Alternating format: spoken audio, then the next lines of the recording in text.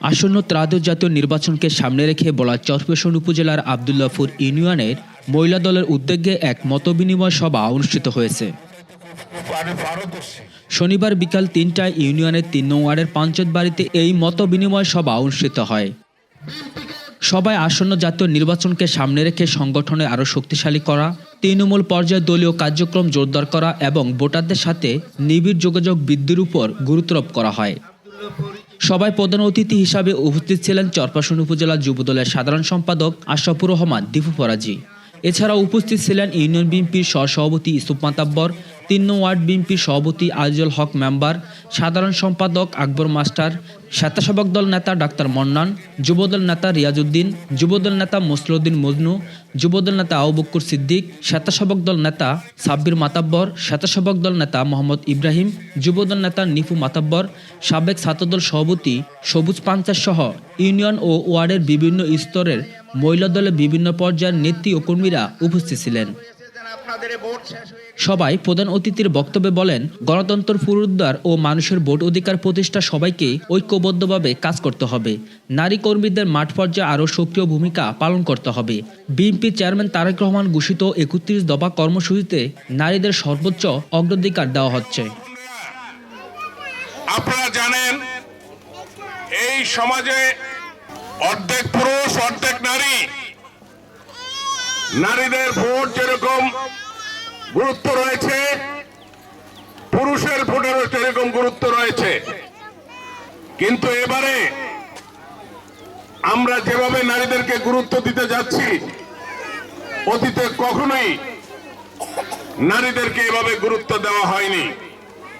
আপনারা জানেন, আমাদের প্রিয় নেতা তারেক রহমান ৩১ দফা কর্মসূচি ঘোষণা করেছেন, নারীদের অধিকারের জন্য কর্মসূচি ঘোষণা করেছেন, ফ্যামিলি কার্ডের ব্যবস্থা করেছেন, যেই কার্ড হবে একজন মহিলার নামে। আপনারা জানেন, দেশনেত্রী বেগম খালেদা জিয়া যখন জীবিত ছিলেন, দেশনেত্রী বেগম খালেদা জিয়া যখন ক্ষমতায় অধিষ্ঠিত ছিলেন, তখন নারীদের অধিকারের জন্য অনেক কর্মসূচি হাতে নিয়েছেন। বিনা বেতনে মেয়েদেরকে শিক্ষার ব্যবস্থা করেছিলেন, বিধবা ভাতার ব্যবস্থা করেছিলেন, বয়স্ক ভাতার ব্যবস্থা করেছিলেন, বিনামূল্যে বই দিয়েছিলেন। এরকম অনেক কর্মসূচি হাতে নিয়েছেন। ডিসেম্বর মাসের 30 তারিখে তিনি চিকিৎসা সঠিকভাবে না নেওয়ার কারণে তিনি 30 তারিখে মৃত্যুর কোলে ঢলে পড়েন। তিনি আরো বলেন, গত 17 বছরে আওয়ামী লীগ সরকার দেশের সম্পদ লুটপাট করেছে, সাধারণ মানুষের উপর জুলুম নির্যাতন চালিয়েছে। ছাত্র জনতার গণ অভ্যুত্থানের মাধ্যমে স্বৈরাচার সরকার পতন হয়েছে। বিএনপি ক্ষমতা এলে জনগণের হারানো অধিকার ফিরে দেওয়া হবে। এই আওয়ামী লীগ 17 বছর বাংলাদেশটা লুট করেছে, লুট করে ওই বিদেশের মাটিতে নিয়ে গেছে সমস্ত টাকা। এই টাকা নিয়ে ক্ষান্ত হয়নি, সারা বাংলাদেশের মানুষকে অশান্ত করে তুলেছে। কাউকে গুলি করেছে, কাউকে হত্যা করেছে, কাউর হাত পা ভেঙেছে, কাউর মাজা ভেঙেছে, বিভিন্ন ভাবে নির্যাতিত করা হয়েছে। আমরা এই বাংলাদেশকে সামনের দিকে এগিয়ে নিয়ে যেতে চাই।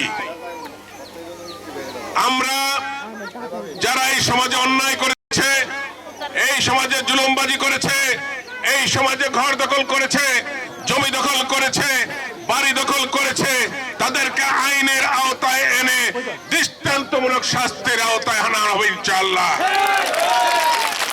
আর যে ছাত্র জনতা বিপ্লবের মধ্য দিয়ে বাংলাদেশ স্বাধীনতা অর্জন করেছে, সেই স্বাধীনতার পরে আমাদের কোন নেতা কর্মী যদি আপনাদের সাথে অন্যায় করে থাকে, আমাদের দলের কোন নেতা কর্মী যদি আপনাদের সাথে জুলুম করে থাকে, তাদেরও দৃষ্টান্তমূলক শাস্তি হবে।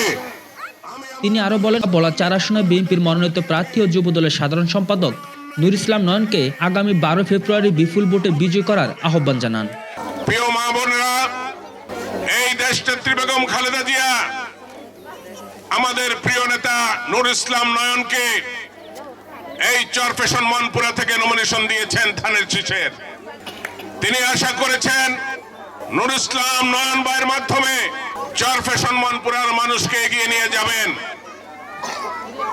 এই সমাজ, যেই কলুষিত সমাজ সৃষ্টি করেছে আওয়ামী লীগ, এই সমাজকে ফিল্টারিং করার জন্য, এই সমাজকে সংস্কার করার জন্য আমাদের দেশনায়ক তারেক রহমান নয়ন ভাইকে নমিনেশন দিয়েছেন ধানের শীষ মার্কায়। আপনাদের কাছে আমাদের উদাত্ত আহ্বান থাকবে, আগামী মাসের 12 তারিখ আপনারা আপনাদের পরিবারের স্বার্থে, আপনারা আপনাদের এলাকার স্বার্থে সকল মা বোনেরা মিলে ভোট কেন্দ্রে যাবেন। ধানের শীষে ভোট দিয়ে আমাদের প্রিয় নেতা নুর ইসলাম নয়ন ভাইকে নির্বাচিত করে ওই জাতীয় সংসদে পাঠাবেন। যদি আমরা আমাদের এই নেতা নুর ইসলাম নয়ন ভাইকে 12 তারিখে ধানের শীষ মার্কায় ভোট দিয়ে জয়যুক্ত করতে পারি, তাহলে আগামী দিনে এই চরফ্যাশনের মানুষ অনেক অনেক উন্নতি লাভ করবে ইনশাআল্লাহ। সংগ্রামী মা বোনেরা,